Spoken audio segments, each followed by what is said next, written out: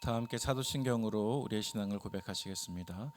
전능하사 천지를 만드신 하나님 아버지를 내가 믿사오며 그 외아들 우리 주 예수 그리스도를 믿사오니 이는 성령으로 잉태하사 동정녀 마리아에게 나시고 본디오 빌라도에게 고난을 받으사 십자가에 못 박혀 죽으시고 장사한 지 사흘 만에 죽은 자 가운데서 다시 살아나시며 하늘에 오르사 전능하신 하나님 우편에 앉아 계시다가 저리로서 산자와 죽은 자를 심판하러 오시리라.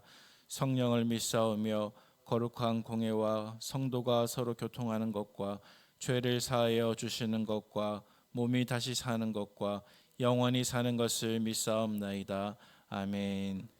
다 함께 찬송가 286장 함께 찬송하겠습니다.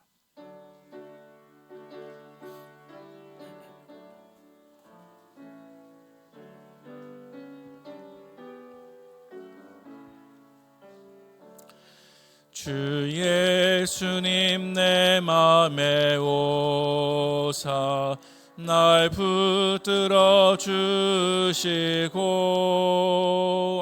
내 마음에 새 힘을 주사 늘 기쁘게 하소서.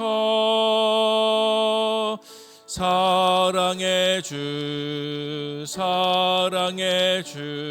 내 마음속에 찾아오사 내 모든 죄 사하시고 내 상한 맘 고치소서.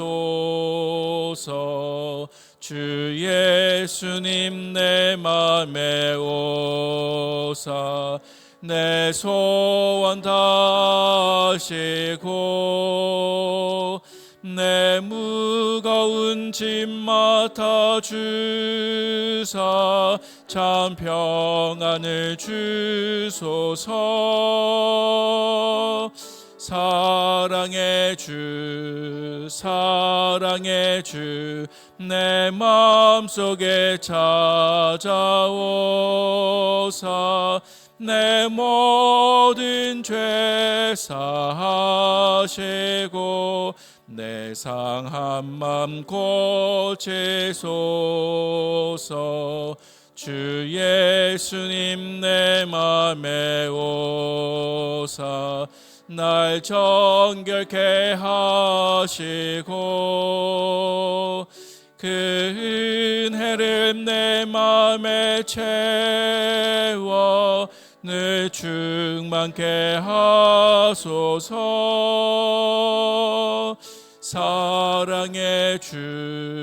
사랑의 주 내 마음속에 찾아오사 내 모든 죄 사하시고 상한 맘 고치소서. 주 예수님 내 맘에 오사 내 길 인도하시고 주 성령을 내 맘에 채워 늘 충만케 하소서. 사랑의 주 내 마음속에 찾아오사 내 모든 죄 사하시고 내 상한 맘 고치소서. 아멘.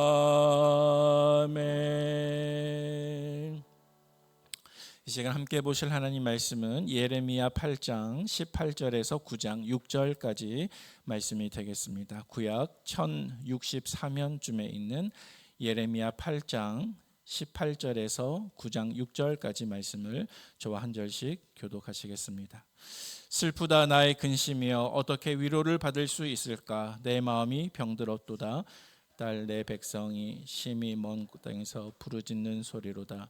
여호와께서 시온에 계시지 아니한가? 그의 왕이 그 가운데 계시지 아니한가. 그들이 어찌하여 그 조각한 신상과 이방의 헛된 것들로 나를 경노하게 하였는고 하시니, 추수할 때가 지나고 여름이 다하였으나 우리는 구원을 얻지 못한다 하는도다. 딸 내 백성이 상하였으므로 나도 상하여 슬퍼하며 놀라움에 잡혔도다. 길앗에는 유향이 있지 아니한가. 그곳에는 의사가 있지 아니한가. 딸 내 백성이 치료를 받지 못함은 어찌 됨인고. 어찌하면 내 머리는 물이 되고 내 눈은 눈물 근원이 될고. 죽임을 당한 딸 내 백성을 위하여 주야로 울리로다. 내가 광야에서 나그네가 머무를 곳을 얻는다면 내 백성을 떠나 가리니 그들은 다 간음하는 자여 반역한 자의 무리가 되미로다. 여호와의 말씀이니라. 그들이 활을 당긴 같이 그들의 혀를 놀려 거짓을 말하며 그들이 이 땅에서 강성하나 진실을 하지 아니하고 악에서 악으로 진행하며 또 나를 알지 못하느니라. 너희는 각기 이웃을 조심하며 어떤 형제든지 믿지 말라. 형제마다 완전히 속이며 이웃마다 다니며 비방함이라. 그들은 각기 이웃을 속이며 진실을 말하지 아니하며 그들의 혀로 거짓말하기를 가르치며 악을 행하기에 지치거늘 함께요. 내가 사는 곳이 속이는 일 가운데 있도다. 그들은 속이는 일로 말미암아 나를 알기를 싫어하느니라. 여호와의 말씀이니라. 아멘. 새벽에 하나님의 전에 나오시면서 8분의 성도님께서 1000번째 예물을 드리셨습니다. 오늘 날짜에 해당하는 성경적인 정체성은 나는 그리스도의 신부입니다 라는 정체성인데요. 오늘 두 번 같이 한번 선포하도록 하겠습니다. 나는 그리스도의 신부입니다. 나는 그리스도의 신부입니다. 아멘. 네, 오늘 함께 묵상하실 예레미야 8장 18절 이하 말씀은 예레미야 선지자가 왜 눈물의 선지자인가 를 우리에게 알려주는 본문입니다. 우리는 오늘 본문 속에서 선지자 예레미야의 별명이 눈물의 선지자가 된 그 근거가 되는 말씀에 대해서 함께 묵상해 보고자 합니다. 그런데 오늘 우리가 본문 속에서 묵상할 때 한 가지 잊지 말아야 할 것이 있습니다. 그것은 예레미야 선지자의 눈물이 단지 선지자 한 사람의 눈물이 아니라 사실은 그 선지자를 통해서 흘리신 우리 주님의 눈물이라는 사실입니다. 그래서 유명한 구약학자인 월터 브루그만이라고 하는 학자는 오늘 본문을 주의하는 가운데 오늘 본문에서 등장하는 눈물이 예레미야의 눈물인지 아니면 하나님께서 자기 백성을 위해서 흘리시는 눈물인지 우리는 구별할 수 없다라고 주석을 하였습니다. 따라서 오늘 본문을 여러분들께서 이 아침에 함께 묵상하실 때 한편으로는 선지자 예레미야의 마음으로 또 한편으로는 우리 아버지 하나님의 마음으로 오늘 말씀을 묵상하신다고 한다면 본문 묵상에 큰 도움이 되실 줄로 믿습니다. 그런데 오늘 본문 가운데 눈물이라고 하는 단어가 구체적으로 등장하는 본문이 바로 9장 1절 말씀인데요. 이 9장 1절 말씀 속에서 등장하는 눈물이 먼저는 예레미야의 눈물이지만 그러면 왜 이 눈물이 또한 하나님의 눈물인가를 우리에게 알려주는 몇 가지 근거가 있습니다. 그것은 무엇이냐면 오늘 본문 가운데 5번이나 등장하고 있는 내 백성이라고 하는 구절 때문에 이 눈물이 단지 예레미야의 눈물이 아니라 우리 주님께서 흘리시는 눈물이시구나를 우리가 알 수 있다는 것입니다. 잠시 그것을 확인하고 넘어가도록 하겠습니다. 제가 말씀의 위치를 말씀드리면 눈으로 보시거나 손으로 한번 짚어보시면 좋겠습니다. 먼저 19절 말씀 보시기 바랍니다. 19절 말씀 보시면 제일 처음에 딸 내 백성의 그렇게 구절이 있죠. 그리고 두 번째로 21절 말씀입니다. 21절 처음에도 딸 내 백성이, 또 세 번째는 22절 말씀에 있는데요. 중간쯤에 보시면 의사가 있지 아니한가 그 다음에 딸 내 백성이, 또 네 번째는 9장 1절 말씀입니다. 중간쯤에 보시면 딸 내 백성을 위하여, 그리고 가장 마지막으로 9장 2절 중간쯤에 보시면 내 백성을 떠나. 자, 그래서 모두 이렇게 5번이나 오늘 본문 가운데 내 백성 이러한 구절이 등장한다는 사실입니다. 여러분, 그런데 이 내 백성이라는 말은 어떨 때 사용하는 말입니까?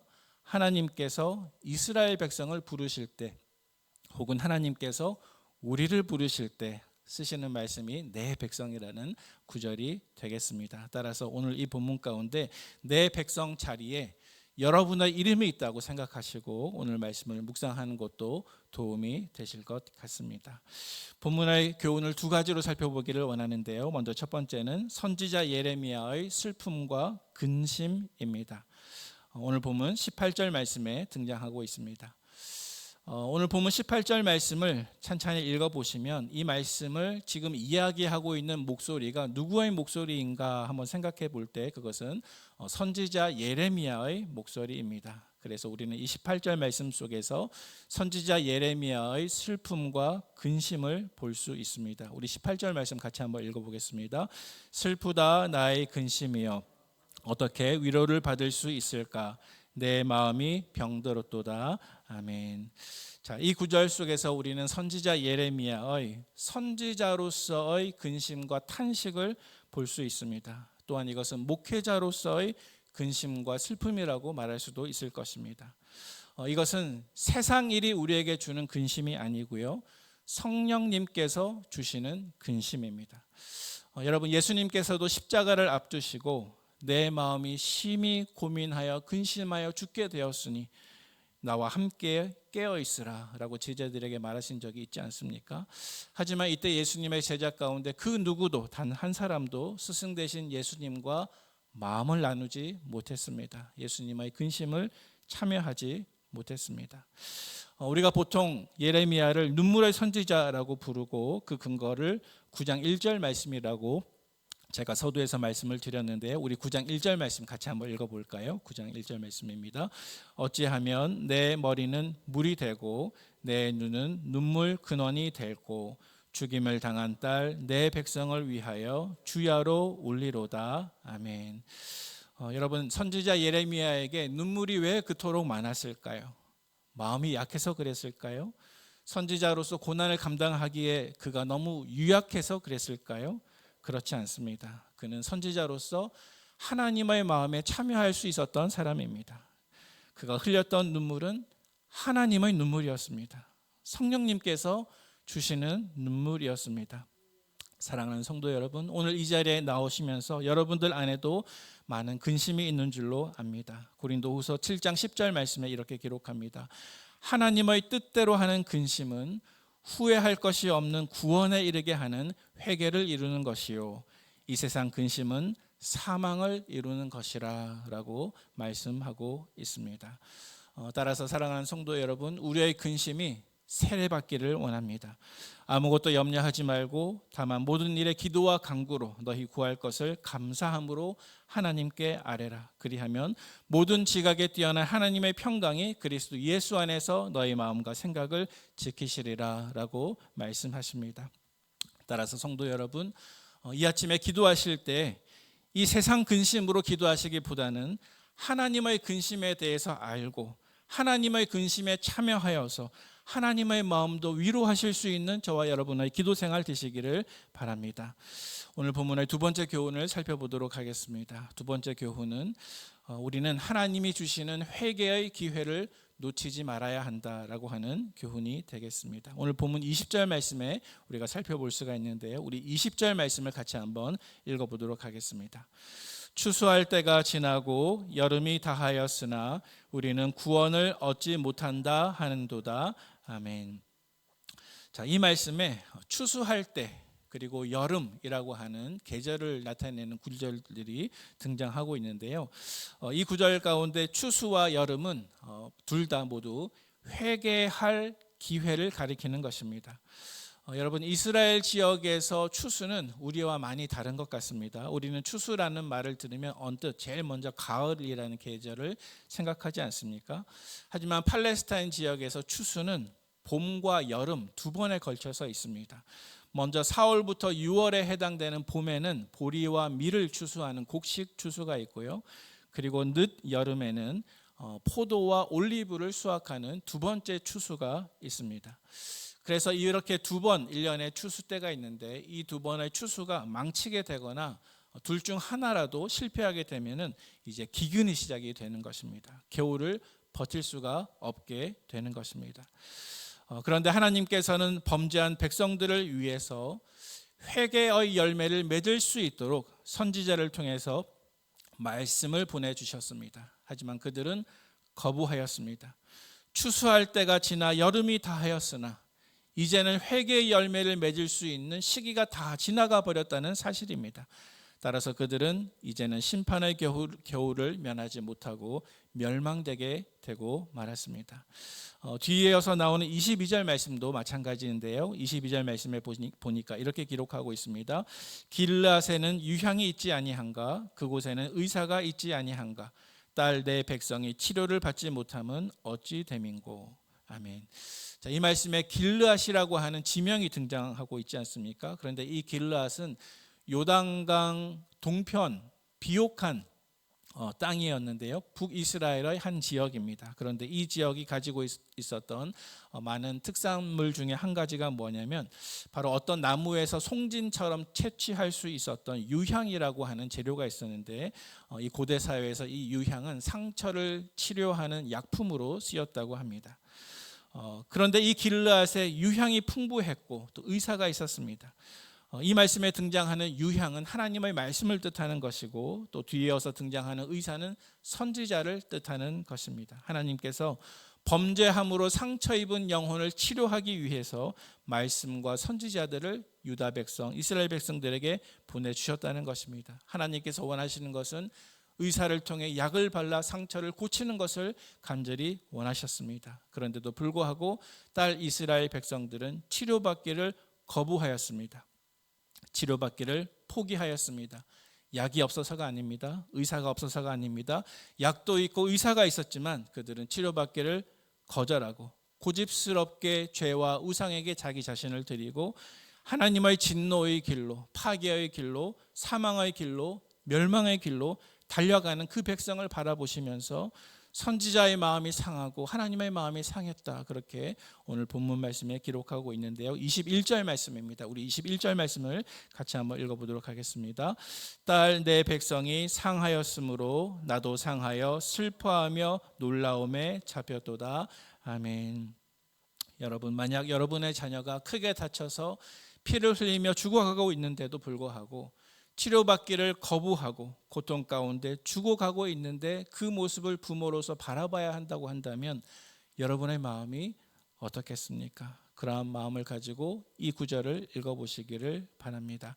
이제 말씀을 정리하고자 합니다. 우리는 오늘 본문을 묵상하는 가운데 두 가지 질문을 우리 자신들에게 한번 던져보면 좋겠습니다. 먼저 첫째로, 나는 죄에 대해서 아파하시는 하나님 아버지의 마음을 알고 있는가?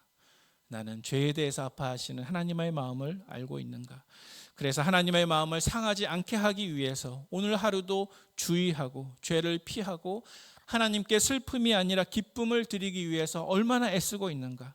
또 내 삶 속에 무엇을 바꿔야 하는가? 이 질문을 던져보면 좋겠습니다. 두 번째로, 나는 죄에 대해서 슬퍼하시는 하나님과 동력하는 마음을 가지고 있는가? 우리 이 질문도 한번 던져보면 좋겠습니다. 나는 죄에 대해서 슬퍼하시는 하나님과 동력하는 마음을 가지고 있는가? 그래서 예레미야와 같이 내 백성의 죄에 대해서 슬퍼하는 마음을 가지고 있는가? 내 가족, 내 자녀의 죄에 대해서 슬퍼하며 눈물 흘릴 수 있는 마음이 있는가? 이 사회의 죄를 바라보면서 하나님 앞에서 범죄한 우리 민족, 우리 이웃의 범죄에 대해서 울 준비가 되어 있는가? 다른 사람의 죄악을 지켜볼 때 나는 어떠한 태도를 가지고 있는가? 이것을 한번 곰곰이 물어보시는 묵상할 시간이 되시기를 바랍니다. 그래서 오늘 하루 동안에 이렇게 결단하면 좋겠습니다. 오 주님, 주님과 동력하는 마음이 있게 하옵소서. 이 백성의 죄에 대해서 주님과 함께 울게 하여 주옵소서. 사람들의 죄에 대해서 둔감하지 말게 하시고 사회를 위해서 기도하게 하여 주옵소서. 내 죄에 대해서 둔감한 마음을 다 버리게 하여 주옵소서. 이 아침에 이렇게 기도하시는 저와 여러분들의 간절한 기도의 소망이 있기를 예수님의 이름으로 축원을 드립니다. 함께 기도하시겠습니다. 아버지 하나님, 또 한 주간의 시작되는 이 아침에 저희들을 기도의 자리로 불러주신 것을 감사합니다. 우리의 마음이 하나님의 마음을 어떻게 헤아리며 주님의 근심과 슬픔을 어떻게 다 헤아릴 수가 있겠습니까? 그러나 주님, 기도합니다. 우리의 마음이 예수님의 마음과 같이 되게 하여 주옵소서. 이 땅의 죄악과 멸망하는 자들에 대하여 근심하며 슬퍼하며 통곡하시는 주님의 마음을 헤아려 이제 주님께 슬픔이 아니라 기쁨을 드릴 수 있도록 오늘 한날 나에게 주어진 그 일을 잘 감당할 수 있는 우리의 모든 사역과 삶이 될 수 있도록 축복하여 주시옵소서. 주님의 마음을 위로할 수 있는 우리의 생활이 될 수 있도록, 우리의 기도가 될 수 있도록 인도하여 주시옵소서. 이 시간에 주님 앞에 나올 때 귀한 예물 바친 손길이 있습니다. 1,000번째 예물 주님께서 받아주시고 매일매일의 삶 가운데 하나님께 드리기를 힘쓰시는 모든 분들의 손길과 마음을 축복하여 주시고 오늘 한 날도 하나님의 뜻대로 잘 살며 주님 앞에서 큰 기쁨 올려드릴 수 있도록 인도하여 주실 예수님의 귀하신 이름으로 기도하옵나이다. 아멘. 하늘에 계신 우리 아버지여, 이름이 거룩히 여김을 받으시오며 나라의 임하옵시며 뜻이 하늘에서는 것 같이 땅에서도 이루어지이다. 오늘날 우리에게 일용할 양식을 주옵시고 우리가 우리에게 죄 지은 자를 사하여 준 것 같이 우리 죄를 사하여 주옵시고 우리를 시험에 들게 하지 마옵시고 다만 악에서 구하옵소서. 대개 나라와 권세와 영광이 아버지께 영원히 있사옵나이다. 아멘.